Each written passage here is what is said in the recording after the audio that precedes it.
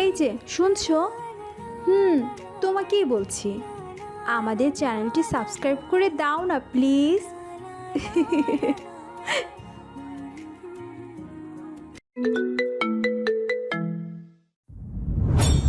ওর পাগলামি আমি মানি না। এর যদি বিচার না হয় তাহলে আমি নিজেই পাগলের বিচার করব।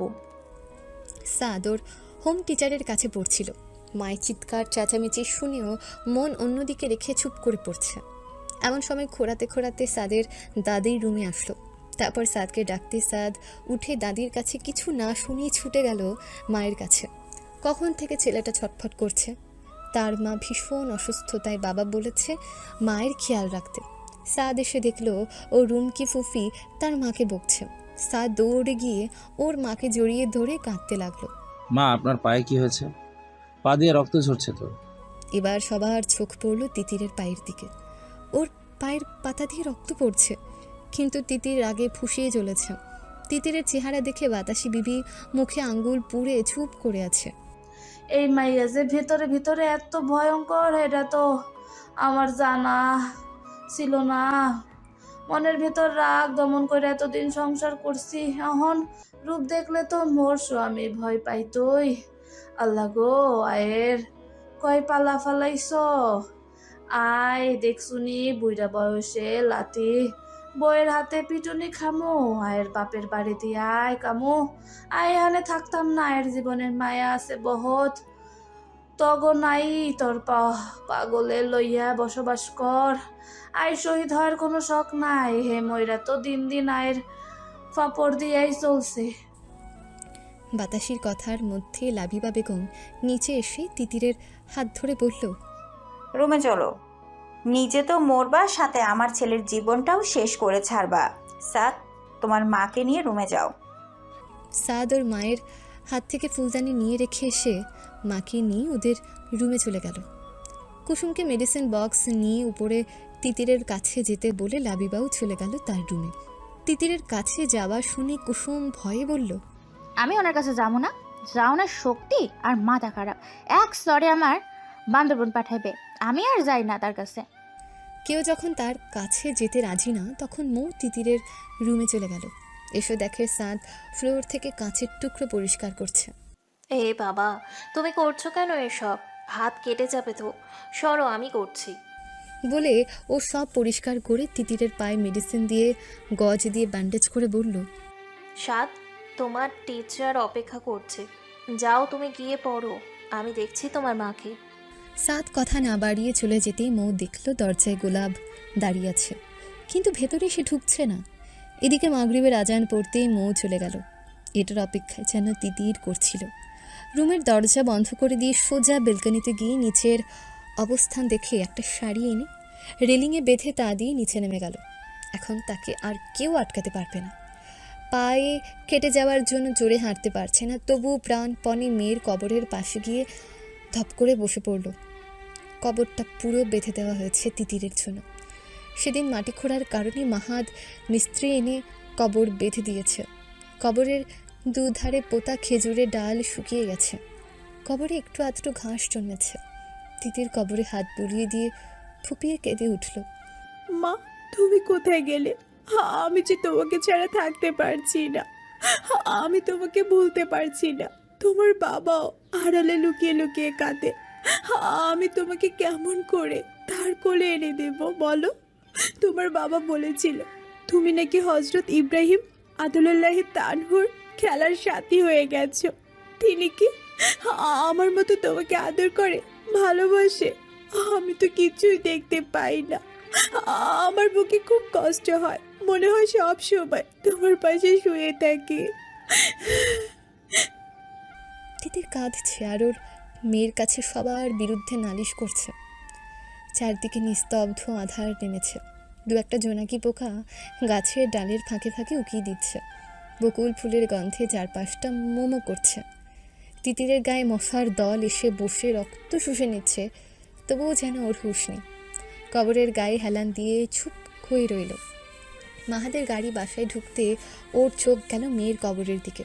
যখনই বাসায় ঢোকে তখনই মেয়েটার কবরের দিকে ওর চোখ পড়ে, কিন্তু অন্ধকারের মধ্যে মনে হলো কবরের পাশে কেউ বসে আছে। মাহাত গাড়িতে বসে ভালো করে আবার দেখা ট্রাই করলো। সত্যিই কি সেখানে কেউ আছে, না মনের ভুল? কথাগুলো ভাবতে ভাবতে গাড়ি থেকে নেমে ফোনের ফ্ল্যাশলাইট জ্বালিয়ে সেদিকে অগ্রসর হতে ও স্পষ্ট দেখতে পেল তিতির কবরের পাশে শুয়ে আছে।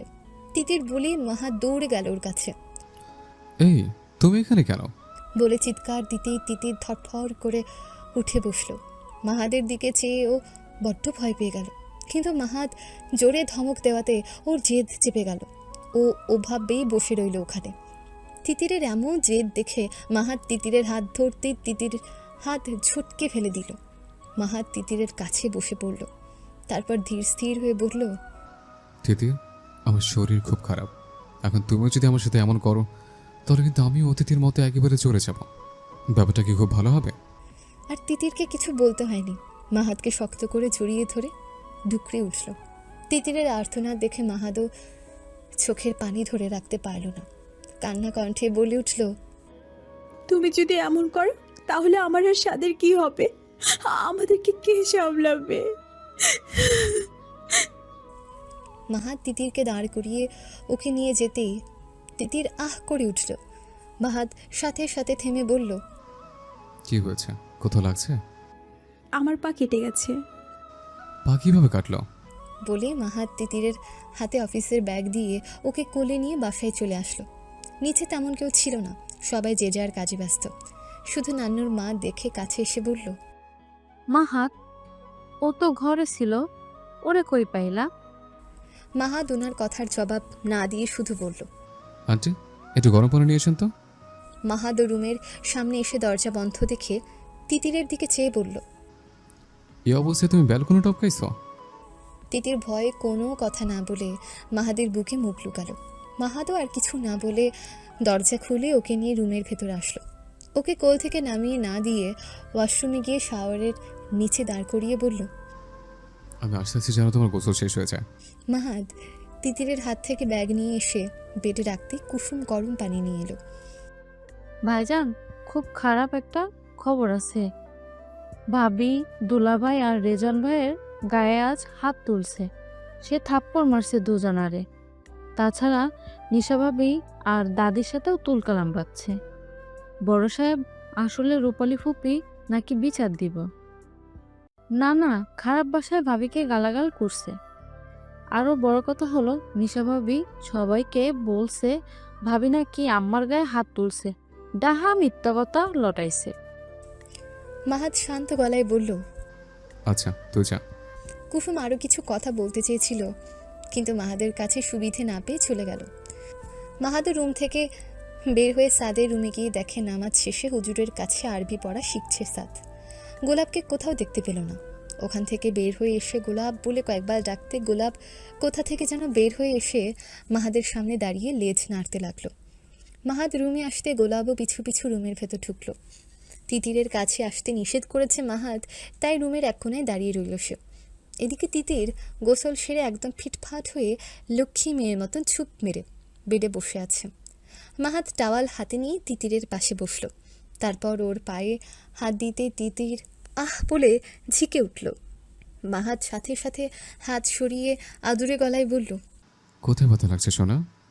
এখানে বলে মাহাদের দিকে পাটা এগিয়ে দিয়ে ফুপিয়ে কেঁদে উঠল তিতির। মাহাদ অতি যত্নে পা ব্যান্ডেজ করে দিয়ে শান্ত স্বরে বলল, তুমি মাগরিবের সালাত আদায় করেছ? তিতির খানিকটা লজ্জা পেয়ে মাথা নাড়িয়ে শুধু না বলল।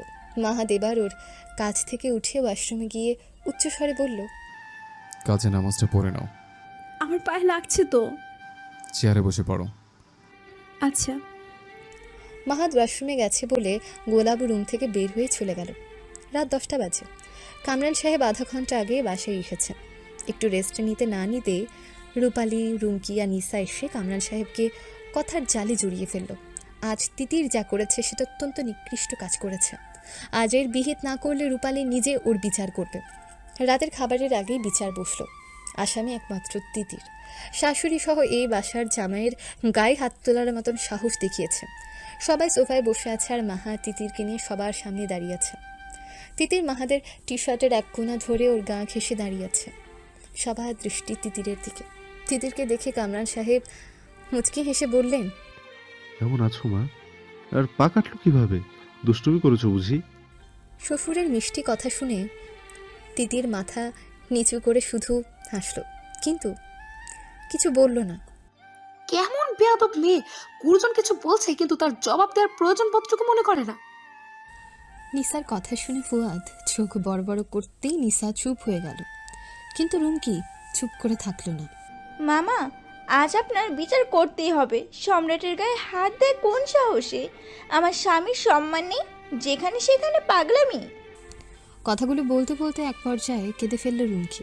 রুমকির কান্না দেখে রূপালি দাঁত কটমট করে বলল, রেজনের বুকে লাথি মারে, সম্রাটের গালে চর, লাবিবার গায়ে হাত তোলা, ফিয়াকে মেরে ফেলার হুমকি, এসব কি? একে নিয়ে আমাদের থাকা তো দায় হয়ে পড়েছে। আম্মার মতো মানুষ পর্যন্ত ভয়ে রুম থেকে বের হচ্ছে না। আম্মা, ভাবি তো মানসিক রোগী, তাই আমার এ ব্যাপারে তার বিরুদ্ধে কোনো অভিযোগ নেই।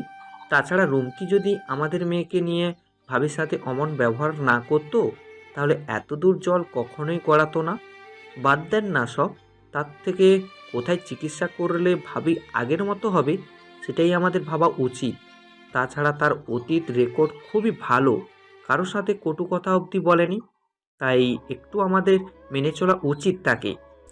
সম্রাটের এমন কথা শুনে রূপালি বলল, বাবা, তুমি ওর সম্বন্ধে এত কিছু জানো না। ওর অতীত রেকর্ড অনেক আছে।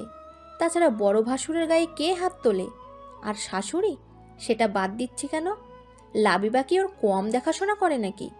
তবুও সে ছাড় পেল না। সম্রাট আর কোনো কথা বলল না, কিন্তু কামরান সাহেব গলা ছেড়ে বলল, তিতির, সবাই যা বলেছে তা কি সঠিক? তিতির ততক্ষণে মাহাদের টি শার্টের নিচের দিক খামছে ধরে মোচড়াচ্ছিল। মাহাদের পেট দেখা যেতে রুমকি এক দৃষ্টিতে মাহাদের ওই অংশে চেয়ে রইল। মাহাদ সাথে সাথে তিতিরের হাত শক্ত করে ধরে পড়ল। বাবা কি বলছে? জবাব দাও। তিতির তবুও কোনো কথা না বলে মাথা নিচু করে রইল। কামরান সাহেব দীর্ঘশ্বাস ফেলে বললেন, মেয়েটা অসুস্থ, তার উপর দিয়ে কত বড় ঝড় গেছে, তোমরা সেটা না দেখে ওর বিরুদ্ধে রিপোর্ট দেওয়া নিয়ে ব্যস্ত হয়ে গেছো। এমন ঘটনা যদি তোমাদের সাথে ঘটতো তখন কি করতে তোমরা?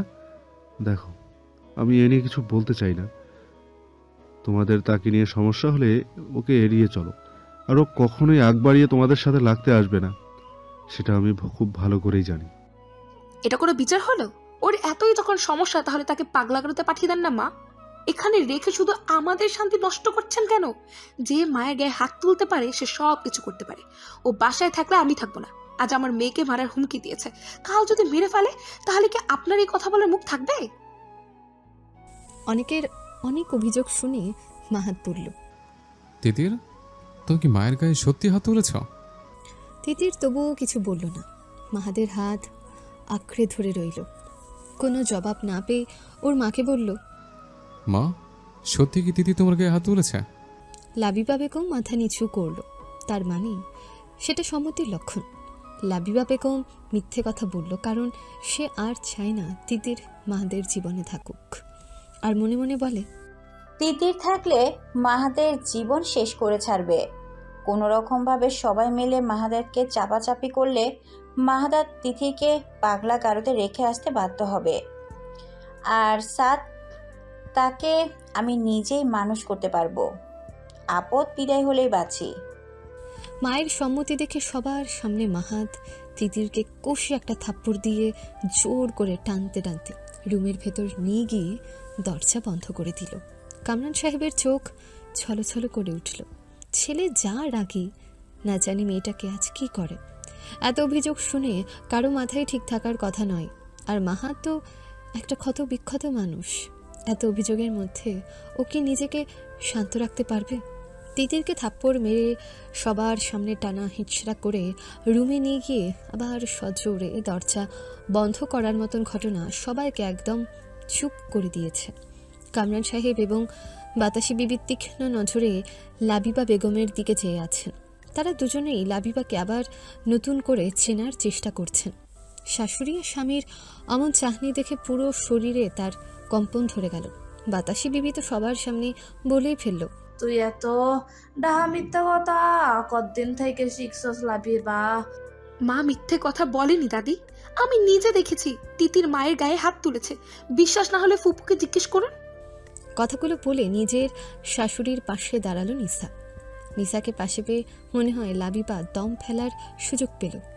এরা মা ছেলে যেভাবে ওর পিছে পড়েছে, না জানি সত্যি কথাটা কখন যেন মুখ দিয়ে বেরিয়ে হয়েছে। নিসার কথা শুনে বাতাসি বিবি হুঙ্কার ছেড়ে বলে উঠলেন, ওই বেদব মাইয়া সুপ, তুই তো সব লষ্টের গোড়া, তোর এত পাপের বিচার জানি তোর মাইয়া গোপর দিয়া যায়। বাড়িত কাঁচাল লাগার ধান্দা খুঁজস সব সময়, তুই এত কি কল কাজে লইয়া, তাও তোর ভাতার চুপ কইরা খাড়াই রইছে। এখন এমনি এমনি কই মুরগির ভাড়া দেখ দেখ কমু, তোর পোলা এমন কইরা আয়ের দিকে চাইয়া আছে দেখে মনে হয় মোরা ঝাঁটা দিয়ে মুখ দিয়ে বাড়ি দিবই শুধু। মুখ সামলে কথা বলেন দাদি, আমি বেয়াদব না, আপনি বেয়াদব। বেয়াদব না হলে সবার সামনে এমন করে মুখ চালান? আপনি তো দেখছি তুম খোসাব, এদিকেও থাকেন ওদিকেও থাকেন। আগে নিজের চরিত্র ঠিক করেন, তারপর আমার সাথে লাগতে আসবেন। আমরা যে এতগুলো মানুষ তার বিরুদ্ধে অভিযোগ করছি, তার মানে আমরা সবাই মিথ্যাবাদী আর ওই পাগলটি সত্যবাদী, তাই না? মাহাত ওর গায়ে হাত তুলেছে, বেশ করেছে, আরো দুটো দিতে পারলো না কেন? হ্যাঁ, কথাগুলো বলে নিসা মুখ বাঁকালো। নিসার কথা শেষ না হতেই ওর গালে আচমকায় ঠাস করে একটা থাপ্পড় পড়ল সবার সামনে। নিসা গালে হাত দিয়ে দেখল ফুয়াদ ওর সামনে দাঁড়িয়ে আছে। নিসা কাপা কণ্ঠে বলে উঠল, তুমি সবার সামনে আমার গায়ে হাত তুললে? ফুয়াদ নিসার কথার জবাব না দিয়ে পকেট থেকে ফোনটা বের করে কাকে জানি কল দিতে দিতে বাহিরে চলে গেল। এমন কাণ্ডে বাতাসি রূপালী আর নিসার দিকে আঙ্গুল তুলে ঝাঁঝালো গলায় বলল, তগো মুখ দেখতে আয়ের মন চায় না, সর আয়ের চোখের সামনে থেকে সর। একজন ইবলিশের মায় আর একজন পেটি, দুনিয়া উল্টা পাল্টা যাইব তবুও এরা কোনোদিন শুধরাইব না। স্বয়ং আল্লাহ ছাড়া তগো কেউ বিচার করতে পারবো না। বাসার এমন পরিস্থিতিতে সম্রাট বেশ বিব্রত বোধ করল, তাই সে ওখান থেকে দ্রুত চলে গেল। পিছে রুমকিও চলে গেল। ওরা যেতে কামরান সাহেব লাবিবার কাছে এসে নিচু গলায় বলল, এত অন্যায় করার পরও তোমার ছেলে তোমাকে কিছু বলতে না পেরে নিজের স্ত্রীর গায়ে হাত উঠালো। আমার তো মনে হচ্ছে ওই শাস্তিটা তোমার প্রাপ্য ছিল। তোমার মিথ্যা কথা কি ভাবছো মাহাত ধরতে পারেনি? তোমার কথা বিশ্বাস করে তিতিরের গায়ে হাত তুলেছে? কখনো না, সে অবশ্যই বুঝতে পেরেছে এগুলো তোমার চাল ছিল। কোথায় গেল তোমার সেই ওয়াদা, যে ওয়াদা করে ছেলেকে বাসায় নিয়ে এসেছিলে? কামরান সাহেব আর কথাগুলো শেষ করতে পারল না। মাহাদের রুমের দরজা খুলে গেল। এর মধ্যে দরজা খুলতেই ভেতর থেকে তিতিরের গলা শোনা গেল। সে চিৎকার করে বারবার বলছে, আপনি আমার গায়ে হাত তুললেন কেন? তাছাড়া তো ভাঙচুর রয়েছে। মাহাত বাহির থেকে দরজা বন্ধ করে দিয়ে দ্রুত পায়ে সিঁড়ি দিয়ে নেমে একদম মায়ের কাছে এসে দাঁড়ালো। হ্যাঁ, মাহাত তার মায়ের কথাতে তিতিরের গায়ে হাত তোলেনি, তার বাবার কথাই ঠিক। মায়ের কাছে এসে ধীর গলায় বলে উঠল, তরবারের চেয়ে ভালোবাসা অনেক উত্তম। অন্যের আধারে ডুবে থাকার চেয়ে, তেতো ঘাস খেয়ে বেড়ে ওঠা ঘোড়া শাবকের চেয়ে না বেড়ে ওঠে উত্তম। যে সমুদ্র নোনা জল তৃষ্ণা মেটায় না, সেটার অস্তিত্ব অনর্থক। যে সন্তান তার পিতার যোগ্য শুরু হতে পারে না, তার না থাকে উত্তম। টাকার বিনিময়ে কোনো সুখ ও শান্তির চেয়ে বসতহীন জীবন উত্তম। আর তোমার মতো মা থাকার চেয়ে মা না থাকাটা আমার জন্য শ্রেয়।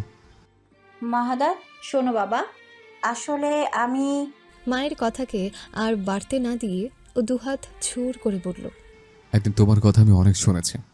আমার স্ত্রী কী কী করতে পারে সেটা শুধুমাত্র আমিই জানি। তাই তুমি হাজারবার গলা ফাটিয়ে চিৎকার দিয়ে বললেও আমি মানব না আমার স্ত্রী এমন ধরনের কাজ করবে বা করেছে। শুধু তুমি কেন, যে কেউ বললে আমাকে কেউ তা বিশ্বাস করাতে পারবে না। আর আমার স্ত্রীর গায়ে আমি এমনি এমনি হাত তুলিনি। আমি হাত এই জন্য তুলেছি যে তোমার মতো এত নিচু মনের মানুষের কাছে বিশ্বাস নিয়ে কেন যায় তার বোঝা উচিত। তার জন্য এই বাসার কেউ সঠিক নয়। একটা কথা সবাই কান খুলে শুনে রাখো, এবার আমার বউয়ের অসুস্থতার সুযোগ নিয়ে যদি কোনো মানুষ নোংরা খেলায় মেতে ওঠে, তাহলে তোর অস্থি মাংস আমি কাবাব করে ফেলব। আমার বউকে যদি আমি ছাড় না দিই, তাহলে অন্যদের ছাড় দেওয়ার কথা ভাবা মানে বউকে আমি ছাড়া কিছুই না। শুনেছি মা নাকি সন্তানের ভালোর জন্য সব করতে পারে, আর তুমি তো আমার সুখ শান্তি বরাবর গলা টিপে মেরে ফেলার চেষ্টা করছো। এখন বলো, তোমাকে মা হিসেবে কোন কাতারে দাঁড় করাবো, ভালো না জঘন্যতম খারাপের কাতারে? কামরান সাহেব খপ করে মাহাদের হাত চেপে ধরে অশ্রুসিক্ত নয়নে বলে উঠল, বাবা, আমাকে ছেড়ে কোথায় আর যাস না। আমার বেঁচে থাকার জন্য বিশুদ্ধ অক্সিজেন দরকার, আর আমার জীবনে বিশুদ্ধ অক্সিজেন তিতির আর স্বাদ। মেয়েটা কোনোদিনও আমার মুখের উপর কথা বলেনি, যা বলেছি তা মাথা নিচু করে অক্ষরে অক্ষরে পালন করেছে। আজ তার মাথার সমস্যা হয়েছে বলে ফেলে দিব? কখনো না। আমার মেয়ে নেই, তাকে মেয়ের স্থান দিয়েছি।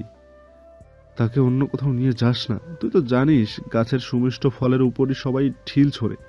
তিতির সেই রকমই সুমিষ্ট ফল, তাই সবাই বারবার তাকে আঘাত করে। মাহাত বাবার কথা শুনে ধপ করে সোফায় বসে পড়ল। মাহাদের মুখ থেকে শুধু একটাই কথা বের হলো, আপনজন হারানোর কষ্ট আমার থেকে আর কেউ ভালো জানে না বাবা।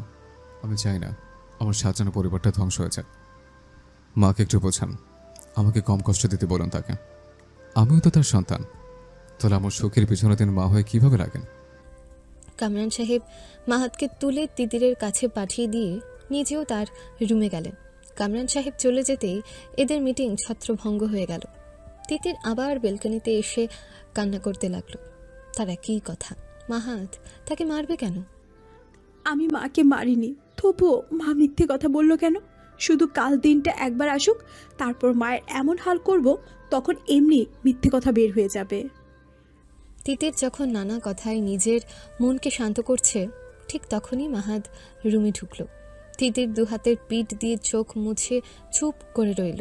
কিন্তু অনেক সময় হয়ে গেল, মাহাত ওর কাছে আর আসলো না।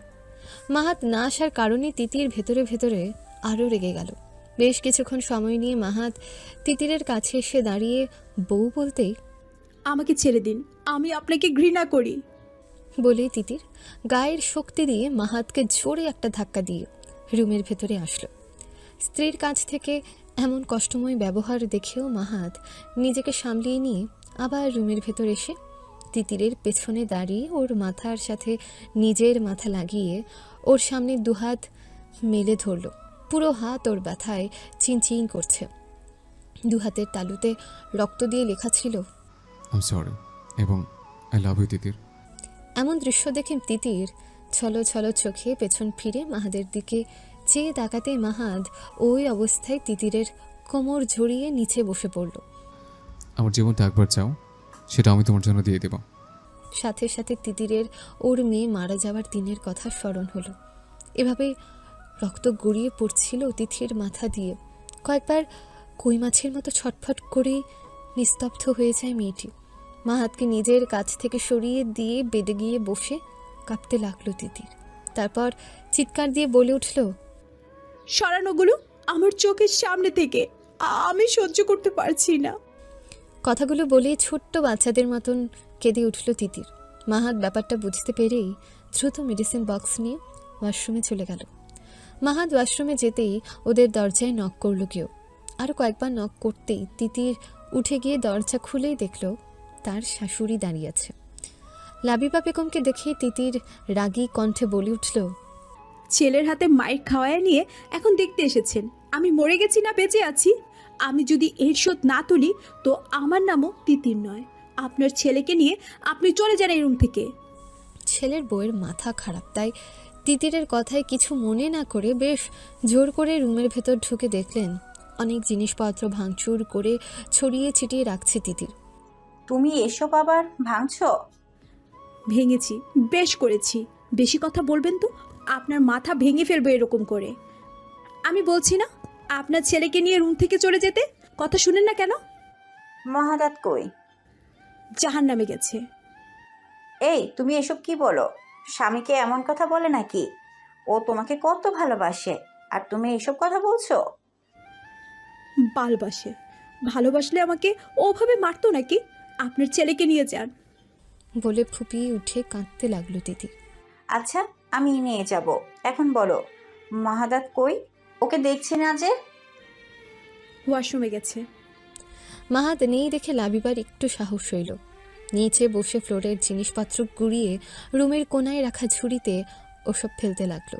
কিন্তু এক জায়গায় গিয়ে ওর চোখ স্থির হয়ে গেল। ফ্লোরে অনেকগুলো রক্ত পড়ে আছে। তিতির, তোমার কি আবার কোনো জায়গায় কেটে গেছে? আমাকে দেখাও দেখি। আপনার বজ্জাত ছেলের হাত কেটে গেছে। বলে তিতির আবার বেলকানিতে গিয়ে দোলনায় বসে রইল মন ভার করে। লাবিবা বেগম সব কিছু রেখে ওয়াশরুমের দরজা ধাক্কাতে লাগলো। মাহাতার, মাহাতার, দরজা খোল। তোর কতখানি হাত কেটেছে আমাকে দেখা বাবা। দরজা খোল না বাবা। মাহা দরজা খুলে ওর মাকে দেখে অবাক হলো না, বরং ব্যান্ডেজ করা হাত নিয়ে ওয়াশরুমের দরজা বন্ধ করে দিয়ে রুমে এসে মায়ের দিকে চেয়ে রইল। লাবিবা চোখের পানি মুছে বাকি কাঁচের টুকরোগুলো তুলতে লাগলো। মাহাত ক্লান্ত স্বরে বলে উঠল, মা, এসব কেন করছো? মাহাদের প্রশ্নের জবাব না দিয়ে উল্টো তিনি নিজে বলে উঠলেন, তোর বউ তো বলছে তোকে আমার সাথে নিয়ে যেতে। তুই না গেলে নাকি রুমেই আসবে না। তিতির কোথায়? বেলকুনিতে গিয়ে বসে আছে রাগ করে। মাহাদ আর কিছু না বলে চুপ হয়ে রইল। প্রচুর ঘুম পাচ্ছে তার। পুরো দিনে তেমন ভালো খাওয়া হয়নি। টেন্ডার নিয়ে একজনের সাথে ঝামেলা চলছে, তাই টেন্ডার পেতে হলে ভালো পার্টিসিপেট করতে হবে। দিনরাত এক করে কাজ করছে সে, তার ভেতরে এত ঝামেলা। কোনো দিকে একা সে সামলাবে। বালিশে মাথা রেখে টান হয়ে শুয়ে পড়ল বেডে। লাবিবা বেগম পুরো রুম ভালো করে সাফ করে নিচে চলে গেলেন। তারপর খুব জলদি প্লেটে খাবার নিয়ে এসে মাহাদের মাথায় হাত বুলিয়ে দিয়ে বললেন, ঘুমিয়ে পড়েছিস বাবা? মাহাদ আধা চোখ মেলে মাকে দেখে আবার চোখ বন্ধ করল। লাবিবা এক প্রকার জোর করে ছেলেকে তুলে মুখে এক লোকমা ভাত এগিয়ে দিতেই মাহাদ বলল, আমি বললাম না খাবো না, বারবার জোর কেন করছো? লাবিবা বেগমের চোখে পানি আর আটকাল না। তিনি নাক টেনে বললেন, আমি যেমন বদলে গেছি ঠিক তুইও বদলে গেছিস। আমার জন্য তো তোর সময়ও হয় না। আমার খোঁজ খবর নেওয়ার সময়টুকুও নেই তোর কাছে। মাহাদার কথা না বাড়িয়ে খাবার খেয়ে নেয়। আমাকে কি মাপ করেছিস মাহাতার? মায়ের এমন কথা শুনে মাহাদ নরম স্বরে বলে উঠল, আমি তোমার উপর বেশিক্ষণ রাগ করে থাকতে পারি না মা। যাও খেয়ে নাও। বাবা কি খেয়েছে? তোর দাদি জোর করে এনে সবাইকে নিয়ে খাবার খাচ্ছে। তিতিরকে এখানে ডাক না। আমি ডেকেছি, কিন্তু ও কোনো কথা না বলে আরো নড়ে চড়ে বসলো দোলনাতে। তাহলে এখন আর রুমে আসবে না।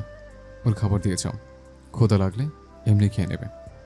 লাবিবা বেগম সব নিয়ে চলে যেতে মাহাদ বেলকানির থাই দিয়ে তিতিরের দিকে চেয়ে বলল, ওখানে মশার ভিতর কি করছো?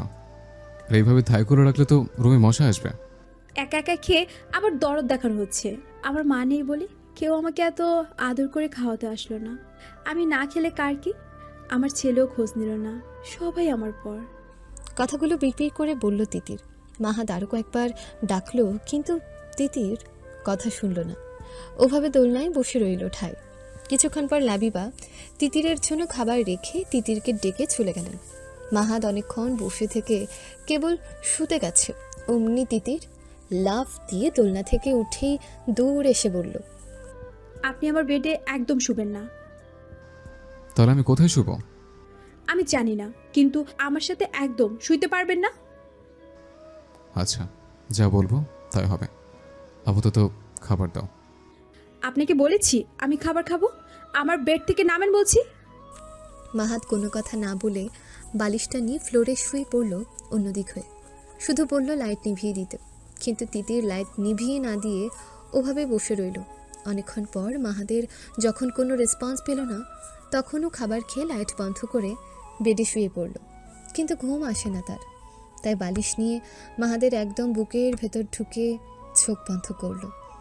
কিছুক্ষণ পর সে যখন গভীর ঘুমে আচ্ছন্ন হয়ে গেল, তখন মাহাদ চোখ খুলল। দু চোখ বেয়ে কয়েক ফোঁটা পানি গড়িয়ে পড়ল। তারপর তিতিরের কপালে কিস করে নিজেই ওকে বুকের সাথে জড়িয়ে ধরে ঘুমিয়ে পড়ল। পরদিন সকালে আজ রুমকির ছেলে শিহাবের মুসলমানি। রুমকি তো কি বজ্জা, তার 3 গুণ দুষ্ট তার ছেলে। এক জায়গায় স্থির হয়ে থাকে না।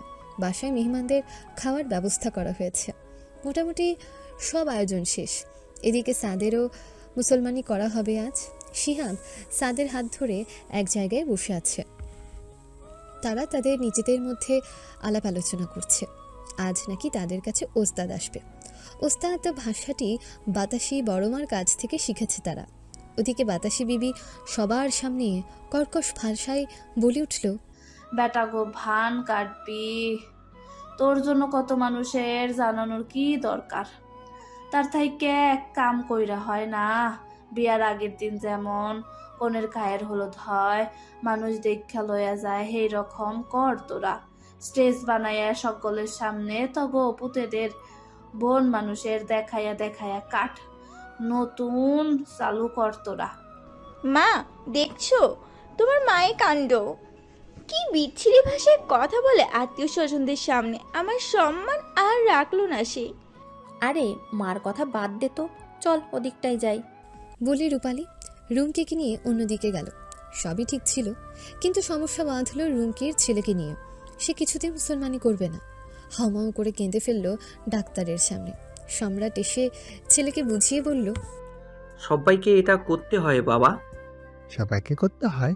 আমি করেছে, তুমি করেছো, ওই ডাক্তার আঙ্কেল করেছে। ছেলের এমন কথা শুনে সম্রাট আর রুমকি সবার সামনে লজ্জা পেয়ে গেল। সম্রাট তো কোনো কথাই বলল না, একদম থ মেরে গেল। শিহাবের কথা শুনে বাতাসি বিবি হাতে তালি দিয়ে বলল, ভালো একখান প্রশ্ন করছো শিহাব। আমগো কারো মুসলমানীকরণ লাগে না, তয় আয়ের মনে হয় তোর মাই করছে। এর মধ্যে চাঁদকে মুসলমানি করার জন্য অন্য রুমে পাঠানো হলো, কিন্তু শিহাব তা দেখে ডুকরে কেঁদে উঠল। সে কিছুতেই তার ইজ্জত খোয়া দেবে না। ওর দাদা বারবার বলেছে এটা সবাইকেই করতে হয়, কিন্তু শিহাব কোনো কথা শুনতেই নারাজ। শেষে ডাক্তারকে বলল, আপনি করেছেন? আরে বাবা হ্যাঁ, আমিও করেছি। আমি বিশ্বাস করি না। তাহলে আঙ্কেল আপনারটা আমাকে দেখান, দেখি আপনি সত্যি করছেন কিনা। তোর ছেলের কথা শুনেছিস সম্রাট? জন্মানোর পর থেকে আমাকে জ্বালাচ্ছে, আর এখন এসব কথা বলছে। এর ছেলের কাজ আমি করতে পারবো না, এটা করতে নাকি আমারটাও দেখানো লাগবে। এটা কোনো কথা হলো? সম্রাটের পরিচিত ডাক্তার এসেছে। ডাক্তারের কথা শুনে সম্রাট বিনয়ের সাথে বলল, দেখো ও ছোট মানুষ, ওর কথায় কিছু মনে করিস না। মনে আর কি করব, মান ইজ্জতের কিছু কি বাকি রাখলো সে? তোর যদি কিছু না মনে হয় তাহলে রুমে গিয়ে তুই তোর নিজেরটা ছেলেকে দেখিয়ে বিশ্বাস করা। ওর মুসলমানি করতে হবে কি হবে না। এদের তর্ক বিতর্কের মাঝে মাহাদের ফোন বেজে উঠল। মাহাদ নাম্বার দেখে বেশ বিরক্ত হয়ে কল রিসিভ করতে অপর দিক থেকে কণ্ঠ ভেসে এলো, শুনেছি তোর বউয়ের নাকি মাথায় প্রবলেম, তো সে যদি বেজ্জতি হয়ে রাস্তায় মৃত অবস্থায় পড়ে থাকে তাহলে কি তোর ভালো লাগবে? আমার কিন্তু অতীত রেকর্ড আছে মানুষের কলিজে গিয়ে আঘাত করা। মাহাদ এমন কথা শুনে ভ্রু কুচকে বাহিরে চলে গেল। তারপর গলা খোলসা করে ঠান্ডা মেজাজে বলল, মেইন পয়েন্টে আয়। তুই কী কী করতে পারিস আর আমি কী কী করতে পারি সেটা আমাকে কিংবা তোকে নতুন করে জানাতে হবে না। আমরা দুজনেই জাতের কালচার, কারো ছবল কোনোদিন মিস যায় না। কি বলতে চাস সেটা বল।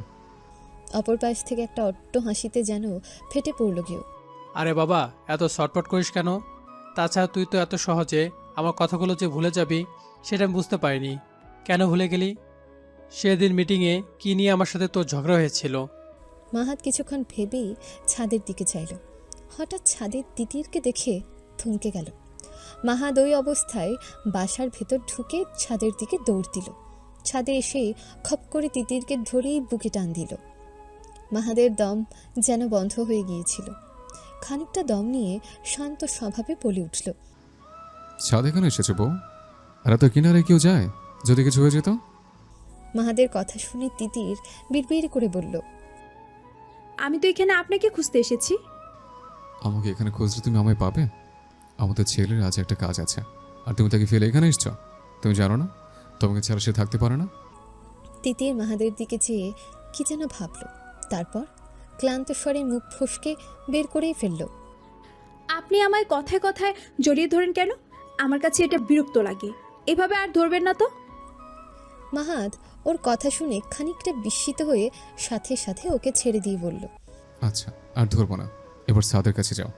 তিতির মাথা নেড়ে চলে যেতেই মাহাদ হাতের ফোনের দিকে চাইল।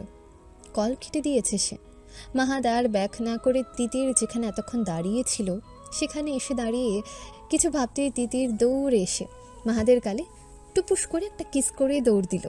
তিতিরের এমন কাণ্ডে মাহাদ যেন বেশ অবাক হলো, কিন্তু মনের ভেতর প্রশান্তির একটা বাতাস বয়ে গেল যেন।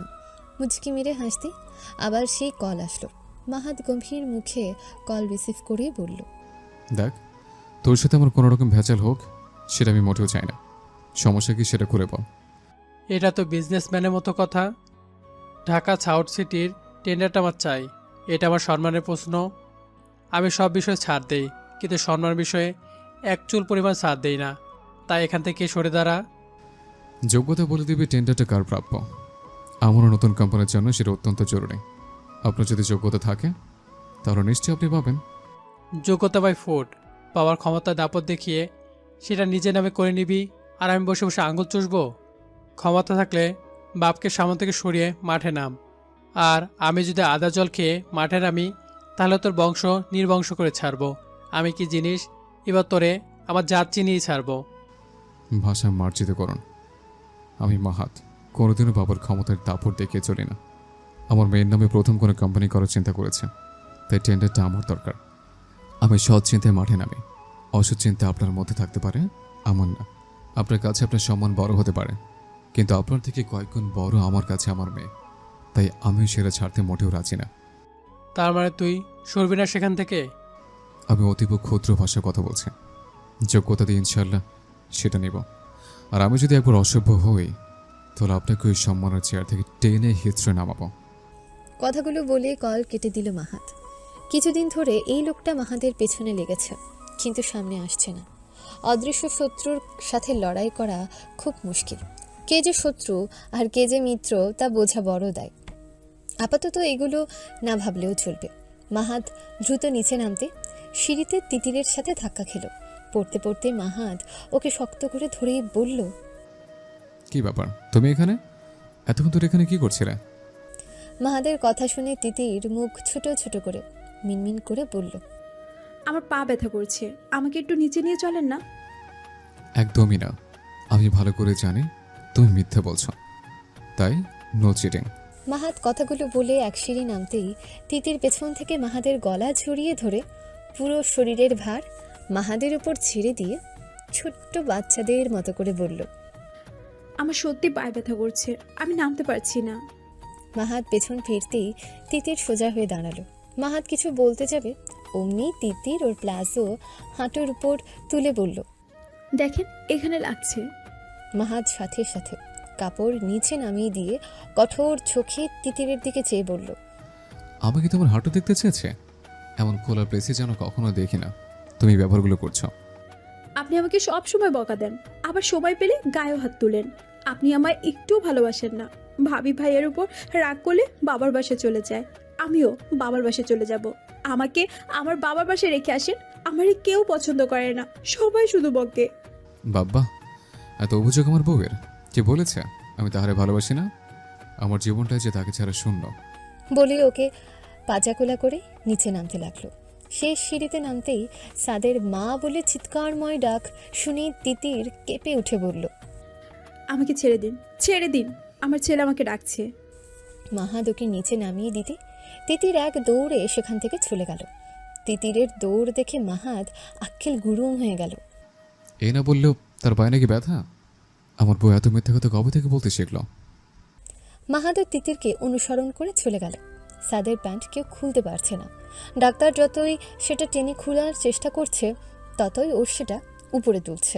এমন কাজ বারবার করায় ডাক্তার ক্ষেপে গিয়ে স্থান কাল পাত্র সব কিছু ভুলে গিয়ে প্রায় চিৎকার দিয়ে বলল, এরা কোন বিচ্ছুটের দল রে বাবা! একজন বের করতে চায় না, আর অন্যজন না দেখলে নাকি বিশ্বাসই করবে না। আমি এসব আর করতে পারবো না। সম্রাট, অন্য ডাক্তারকে ডাক। এমন মহান কাজ আমাকে দিয়ে আর হবে না। ডাক্তার শামীমের কথা শুনে সম্রাট ঘেমে নিয়ে একাকার। কত পটিয়ে বন্ধুকে শেষবারের কথা বলে এখানে এনেছে, কিন্তু শিহাব আর সাদ যা শুরু করেছে তাতে বন্ধুর কথার মায়ের যে তাকে কত খেতে হবে সেটা আল্লাহ ভালো জানেন। এদিকে শিহাব সাদের কাছে এসে মাথায় হাত বুলিয়ে সান্ত্বনা দিয়ে বলল, ভাই, এটা নাকি করতে হয়? এমন করছিস কেন? প্যান খোল। এরা আমাদের উপর যে ষড়যন্ত্র শুরু করেছে তাতে আমরা এমনি এমনি তো আর বিশ্বাস করব না। আগে দেখব, তারপর এটাতে হাত দিয়ে দেব। শিহাব সাদের থেকে 2 বছরের বড়। সব জায়গায় বাদরামি করলেও সাদকে সে খুবই পছন্দ করে। পারে না যে বুকে আগলে রাখে। তাই সাদের হাত ধরে আরও কিছু কৌতুক দেখাতে তার মাথা এখন ব্যস্ত। সম্রাট ছেলেকে যেই ধরতে গেল তখনই শিহাব চিৎকার করে বলল, না না, আমি কিছুতেই মুসলমানি করবো না। আগে দেখাও যে সবাই করে, তাহলে আমিও করবো। মিথ্যে বলে শুধু আমাকে কষ্ট দেবে সেটা আমি হতে দেব না। শিহাবের জেদ আর কান্না দেখে সম্রাট শামীমকে আড়ালে নিয়ে গিয়ে বলল, ভাই রাগ করিস না, একটু তো ট্রাই কর, আমার ছেলেটাকে দেখা। তাছাড়া আমার ছেলে যা সব কিছু লণ্ডভণ্ড করে ফেলবে। শামীমের মাথায় চড়চড় করে রক্ত উঠে গেল। এ শালা, আমার ইজ্জতের কি মায়া দয়া নেই? তোর ছেলে তুই দেখাবি না দেখাবি না সেটা তোর ব্যাপার। এর মধ্যে আমাকে ডাকিস না, সর এখান থেকে, আমি এখানে থাকবই না। কথাগুলো বলে রেগে সবার সামনে আসতে শিহাব চিৎকার দিয়ে বলল, আঙ্কেল আসেন, আমি মুসলমানি করাইব। ছেলের আমূল পরিবর্তন দেখে সম্রাট সহ শামীম কিছুটা অবাক হয়ে গেল। এই গিরগিটিটা এত জলদি রং পাল্টালো। শিহাব নিজে প্যান্ট খুলে চেয়ারে বসে রইল। শামীম যখন ওর ব্যাগ থেকে ব্লেড বের করলো তখন শিহাব চিৎকার দিয়ে বলল, আম্মু, আমার এটা দিতে ফেললো, বাঁচাও আম্মু, ও আম্মু বাঁচাও। রুমকি এসে ছেলেকে ধমক দিয়ে ভালো করে চেপে ধরল। এমন সময় সেখানে গোলাপ এসে দাঁড়াতেই বাতাসি বিবি শিহাবকে সাহস দিয়ে বলল, দেখ শিহাব দেখ, আমগো গোলাবত মুসলমানি করতে আইতো, তগো থেকে হ্যার সাহস বেশি। ভালো কইছস গোলাপ, খালি ঠ্যাংটাই তুইলে দাঁড়াইতে চলবো। আম্মু তোমার নানিরে চুপ করতে বললো না, সে শুধু বেশি কথা বলে। এই গোলাপ, যা এখান থেকে। শিহাবের কথা শুনে বাতাসি খেপে গিয়ে বলল, ওরে যাইতে কস কেন? তুই মরদ, গোলাপ মরদ, তোরও যা আছে গোলাপেরও তাই আছে। তয় ওর ডিমান্ড কোন দিক থেকে কম? হ ক। এর জন্যই কত মাইয়া কত বাড়ি দরজা লইয়া দিয়া থাকে, হেডাই তুই জানোস? এসব কথার মাঝে সাদ ওর মায়ের কোলে মুখ লুকিয়ে কাঁদতে কাঁদতে বলল, মা আমি প্যান্ট খুলবো না, দেখেন ভাইয়া কেমন করে কাঁদছে, আমার কষ্ট হবে তো। তাহলে দরকার নেই বাবা, চলো আমার সাথে। বলে তিতির সাদকে কোলে নিয়ে চলে যেতে মাহাদ ওর হাত চেপে ধরে বলল, ওকে কোথায় নিয়ে যাচ্ছ? আমার ছেলে কষ্ট পাবে, দরকার নেই এসব করা। মাহাদ সাদকে এক প্রকার জোর করে কেড়েই নিল তিতিরের কাছ থেকে। তারপর ওকে নিয়ে শামীমের কাছে গিয়ে বলল, শামীম, আমার ছেলেটাকে আগে করে দাও তো। শামীমকে নিয়ে অন্য রুমে চলে গেল মাহাদ, আর এদিকে তিতির রেগে গিয়ে অন্যদিকে চলে গেল। অবশেষে অনেক কাহিনী করে ওদের দুজনকে মুসলমানি করানো হলো। শিহাবের মুখে তো শামীমের জন্য গালি ফুল ঝরল। এমন সব উদ্ভট গালি যে কই থেকে শিখেছে আল্লাহ মালুম। 3 দিন পর, আজ 3 দিন হলো নিসা বাবার বাসায় চলে গেছে। সেদিনের কাহিনীর পরের দিন ছোট মেয়েটাকে নিয়ে বাসা ছেড়ে চলে গেছে।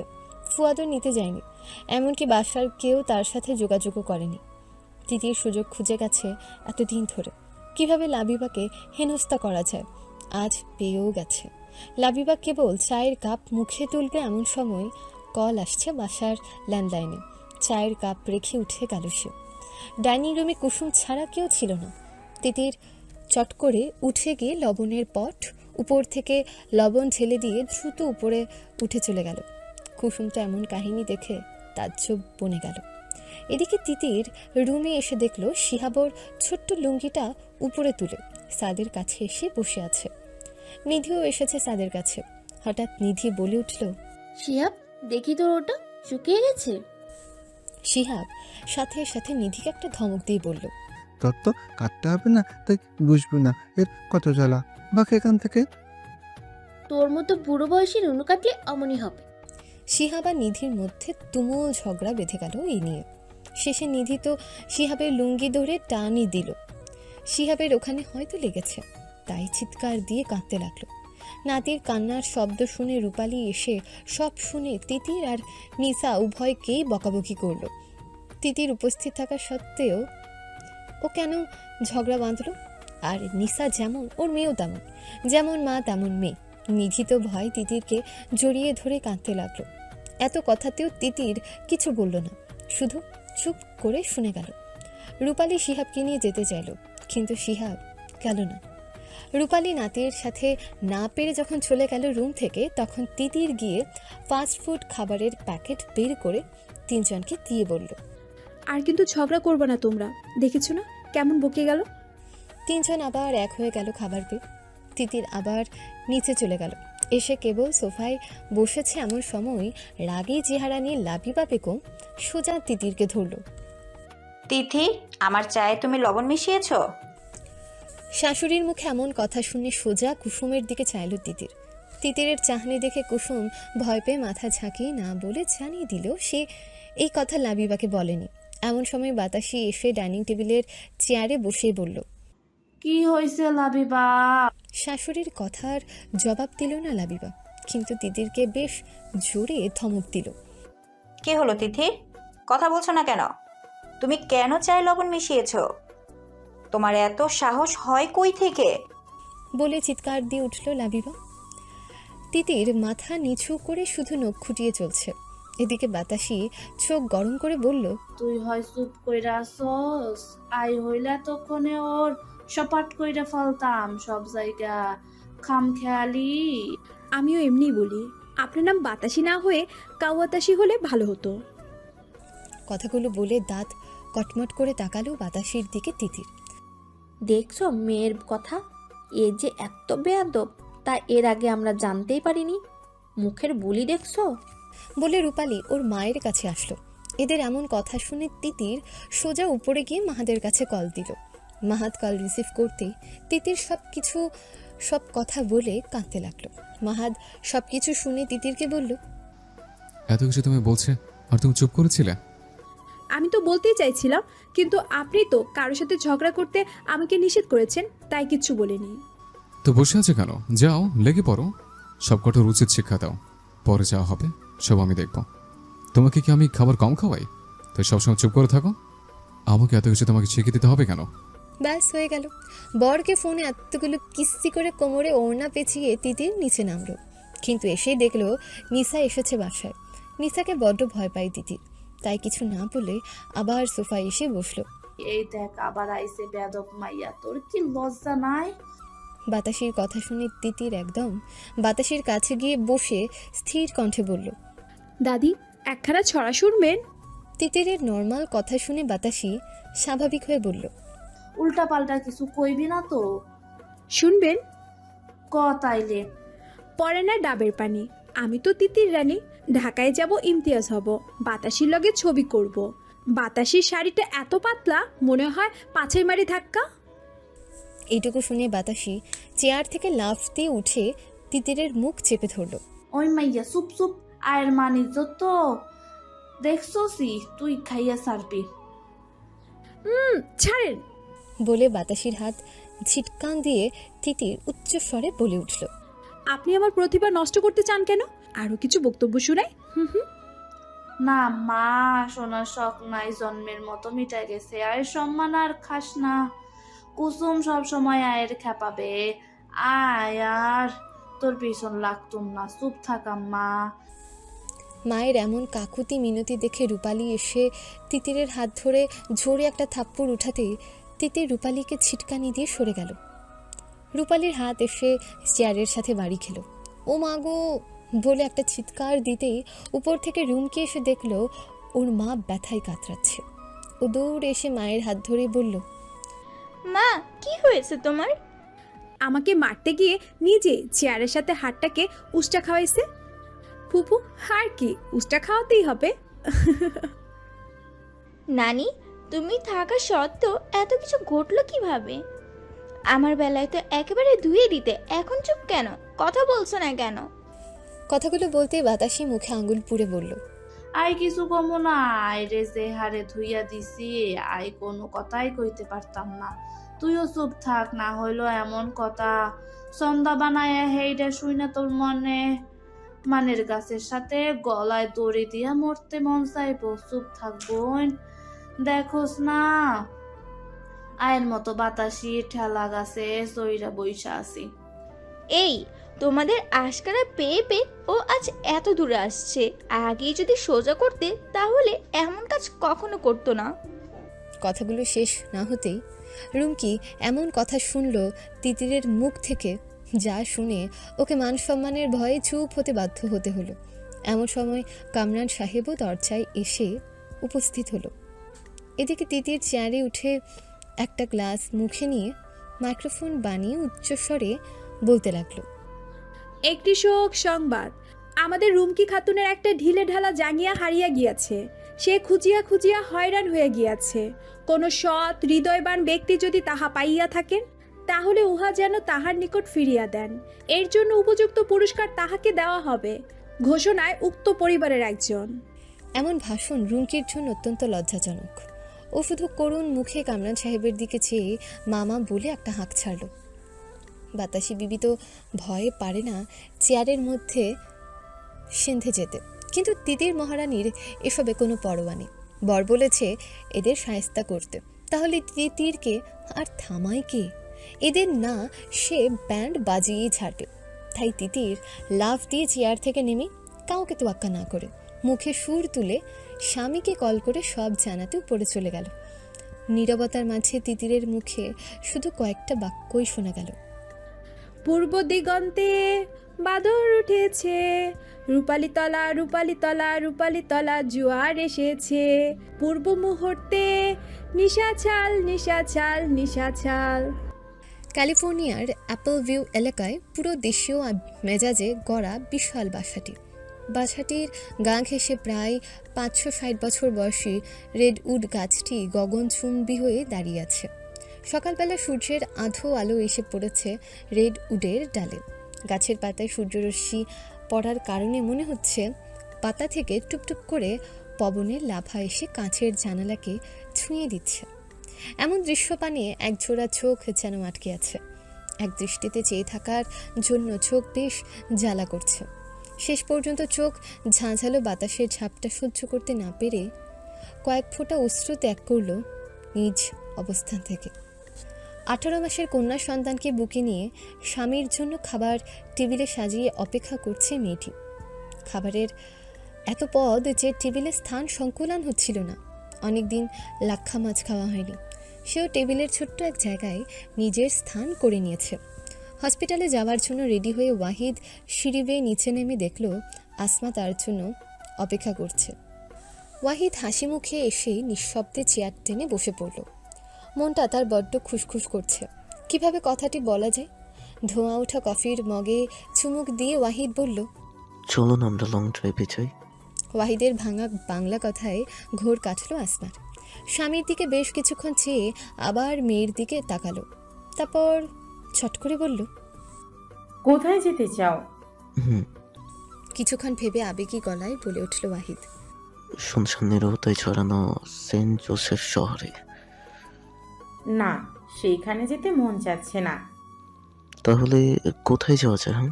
চলো তোমাদের বাংলাদেশে যাই। কত বছর তোমাদের দেশ দেখা হয়নি। আমার তো তেমন ছুটি নেই, তবে 1 সপ্তাহের জন্য বাংলাদেশের সময় কাটিয়ে আসতে পারবো। কি বলো, যাবে তোমার দেশে আমাকে নিয়ে? বলে ওয়াহিদ অনেক আশা নিয়ে আসমার দিকে চাইল। আপাকে দেখতে যেতে চাও? সোজা মুখের উপর প্রশ্ন ছুঁড়ে মারল আসমা ওয়াহিদের দিকে। না, কফিটা আর খাওয়া হলো না ওয়াহিদের। কফির মগটা টেবিলে রেখে আমতা করে বলল, তেমন কিছু নয়, একটু দেখতে তোকে মন চাচ্ছিল, তাই আর কি। আসমা ভ্রু কুঁচকে ওয়াহিদের দিকে চেয়ে মুখটা মলিন করে বলল, তুমি এখনো আপাকে পছন্দ করো? बिल्कुल नहीं, সে আমার খুব ভালো ফ্রেন্ড और तुम हमारा बीबी। तुम्हें शादी করার পর তার দিকে ওই নজরে কফি চাইনি। স্বামীর মুখে আধো বাংলা মিশ্রিত উর্দু ভাষা শুনে আসমা বলল, তাহলে আমরা পাকিস্তানে যাই, সেখানেও তো কতদিন যাওয়া হয়নি। আম্মাও অনেকবার যাইতে বলে। ওয়াহিদ দুহাত মুঠ করে বলল, तुम भूल गया उसका এহসানের কথা। না না, আমি ভুলবো কি করে তার সাহায্যের কথা? সেই কথাগুলো ভোলার মতো সাহস আমার নেই। আমি ভাবছি অন্য কথা। हम लोग বাংলাদেশে যাচ্ছি, ওকে? সামনের সানডে আমাদের ফ্লাইট। সবকিছু প্যাক করে নাও। ওয়াহিদ আর কোনো কথা না বলে বরং রুক্ষ মেজাজ দেখিয়ে চলে গেল আসমার সামনে থেকে। আসমা অবাক চাহনিতে চেয়ে রইল স্বামীর চলে যাওয়ার পথের পানে। গভীর চিন্তায় মগ্ন সে। বাংলাদেশ যেতে চায় না সে। পুরনো স্মৃতি মনে পড়ছে, বিশেষ করে ওকে যারা মানুষ করেছিল তাদের ব্যাপারে। তারা কি বেঁচে আছে? মন চায় না তাদের মুখ না দেখতে, কিন্তু ওয়াহিদ এত জোর করছে কেন? হঠাৎ আসমার মনে উদয় হলো, আপা ঠিক আছে তো? মাঝে মাঝে কথা হয়, কিন্তু গত কয়েক মাস যাবৎ তার সাথে কথা হয়নি। নিশ্চয়ই কিছু হয়েছে বলে ওর মেয়ে ওয়াসিকাকে কোলে নিয়ে উঠে উপরে চলে গেল বাবার কাছে কল করে সব কিছু খোলাসা করতে। ফিহার মাথার চুল কমিয়ে দেওয়া হয়েছে। টাকলা মাথা নিয়ে শিহাবের কাছে আসতেই মুখটা বেঁকিয়ে নিল ফিহা। সেটা দেখে শিহাব বলে উঠল, নিরামতার চেয়ে না সব চুলে খোঁজে না, চিংড়ি মশাই চোর দাসলা চোর। ব্যাস হয়ে গেল। গলা ফেটে হাউমাউ করে কেঁদে ফেলল ফিহা। কাছে বাতাসি বিবি বসে ওদের ঝগড়া দেখছিল। সে কিছু না বলে বরং মজা নিচ্ছিল। কিন্তু হঠাৎ বাতাসিরও একটা ছড়া মনে পড়তে ও ফিহাকে কাছে ডেকে বলল, কে রে কান্দোস কেন? শিহাবের সারা বুঝি তোর পছন্দ হয়নি? আয় একখান শুনাই, হেডাই তোর আরো ভালো লাগবো নি, শুনবি? নাই রে হ্যাঁ, চাইল ভাজা খা, নাই কতরি দিয়া হালাম ঘাটে যা। আম্মু বলে গলা রক টেনে ফিহা চিৎকার দিয়ে উঠল। নিসা ওর রুম থেকে বের হয়ে বলল, কি হয়েছে, কাঁদছো কেন? দেখো না, শিহাব ভাই আর বাতাসি দাদি আমাকে খেপাইছে, আমাকে উল্টাপাল্টা কথা বলছে। মেয়ের কান্না দেখে নিসা নিচে নামতে লাগলো। এমন সময় বাতাসি খানিকটা উল্লাসিত হয়ে শিহাবকে বলল, এই বাতাসে চাইলে এখনই মায়ের ডাইকান। এই যে দেখ, বদ্ধ বাজনা আইতে, তোর বদ্ধ বাজাইতে, যা যা ডাইকান। আপনি কি বললেন আমায়? আমি বাদ্য বাজানি? আপনার সাথে কথা বলতে আমার রুচিতে বাধে। কথা বলতে চাই না, তবু গায়ে পড়ে কথা বলতে আসে। কথাগুলো বলেই মেয়ের হাত ধরল নিসা। কথা কইতে তোর কে কইছে? বাতাসি শূন্যতে পা তুলে নিসাকে দেখিয়ে বলল, তোর সাথে কথা কনের লাগে আয় পুরো পা পড়ছে নাকি? আয় ঠেকা পড়ছে তোর সাথে কথা কওয়ার? আয় সারা কই? এক গাড়ি দুই গাড়ি হলহলাতে যায়, নিরামতে বুম মারলে সিল্কে উঠে যায়। খানিকটা দূরে দাঁড়িয়ে বাতাসির সাথে মুখ মিলালো শিহাব। তা দেখে নিসার সমস্ত রাগ শিহাবের উপর গিয়ে পড়ল। তাছাড়া নিধির কাছে শুনেছিল আজ কিভাবে রূপালী ফুফু নিধিকে বকা দিয়েছে। সেটার একটা ঝাঁঝও আছে নিসার মনে। তাই গলা ফাটিয়ে বলল, এমন বেয়াদব ছেলে আমি জীবনেও দেখিনি। এই বাসায় তো আরো একটা ছেলে আছে, কই তাকে তো কখনো দেখিনি। এসব নোংরা ভাষায় অন্যের পিছে লাগে। শিক্ষার অভাব আছে, না হলে কেউ কারো পিছে এইভাবে লাগে? নিসার কথার মধ্যে বাতাসির মনে হচ্ছে ধেয়ে আসছে ঝগড়ার কোনো সাইক্লোন। সেই খুশিতে বাতাসির মনে ডুবকি খেল মজার ম্যাটিনি শো দেখার উল্লাস। কুসুম কই গেছিলে রে? আয়ের কাছে আয়, লগে 2 কাপ চা আর টোস্ট বিস্কুট লই আয়, ঝগড়া দেখুম। এই নিসার রুমকির এক লগে ঝগড়া লাগলে কামসে 2 ঘন্টা ঝগড়া থাকবো না। পারলে মটর কলাই লইয়া হয়, সিবামু আর ঝগড়া সুর তুলুম। সাবিনা থাকলে তোর কোনো লাগতো না। বাতাসির কথার মাঝে রুমকি হাজির হলো। সে গলার চড়ক বাজিয়ে বলল, কি হয়েছে? আমার ছেলেকে বকছেন কেন? কি করেছে ও? আমার কারোর সাথে কথা বলার মোটো ইচ্ছে নেই। নিজের বাচ্চা যেন সামলিয়ে রাখে, অন্যজনের সাথে যেন লাগতে না আসে। এবার যদি রিপোর্ট পাই তাহলে চড়েই গালের সব দাঁত ছোটাবো। কথাগুলো বলে নিসা চলে যেতে রুমকি পেছন থেকে জোর গলায় বলল, আপনার মেয়ে বুঝি খুবই ভালো? এই বাসায় তো স্বাদও আছে। কই আপনার মেয়েও তো তার মতো হয়নি, নরমের উপরে সে খুবই গরম ছাড়ে। আমার ছেলে স্বাদ না যে ওকে যা বলবে ও চুপ করে থাকবে। নিসা রুমকিকে কিছু না বলে ফিহাকে শাসাতে শাসাতে নিজের রুমে গেল। বাসার সবাই মগের মুল্লুক পেয়েছে নাকি? যার যা ইচ্ছে হবে আমাকে কথা শোনাবে। দেখি আজ বাবা এর বিচার কি করে।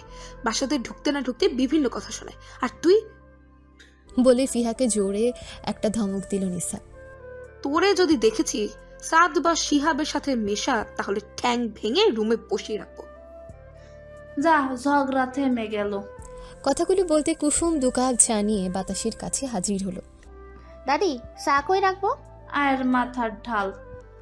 আপনার মাথায় ঢাললে তো ন্যাড়া মাথার মতো সিলকা উঠে যাইব। ফিয়াকে বলা কথাগুলো আপনার সাথে ঘটবো না? কি বলেন, সত্যি কথা বলছি তো? কথাগুলো বলে বাতাসের মাথার উপর 2 কাপ চা তুলে ধরল কুসুম। আয় ফেলে আয় বলে বাতাসে উঠে তার রুমের দিকে চলে গেল। হ, আপনি মরলে তো দুনিয়া ঠান্ডা হইব। বলে কুসুমও রান্নাঘরের দিকে পা বাড়ালো। কামরান সাহেব তিতিরের সামনে অনেকক্ষণ ধরে বসে আছে, সাথে লাবিবাও।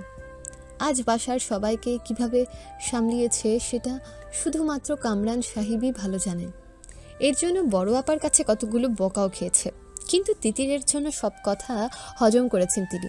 মাথা গরম করলে কিছুই ভালো আশা করা যায় না, তাই তিনি এখনও মাথা ঠান্ডা রেখে তিতিরের সামনে বসে আছেন। তিতিরের সামনে একটা গিফট পেপারে মোড়ানো বক্স রয়েছে।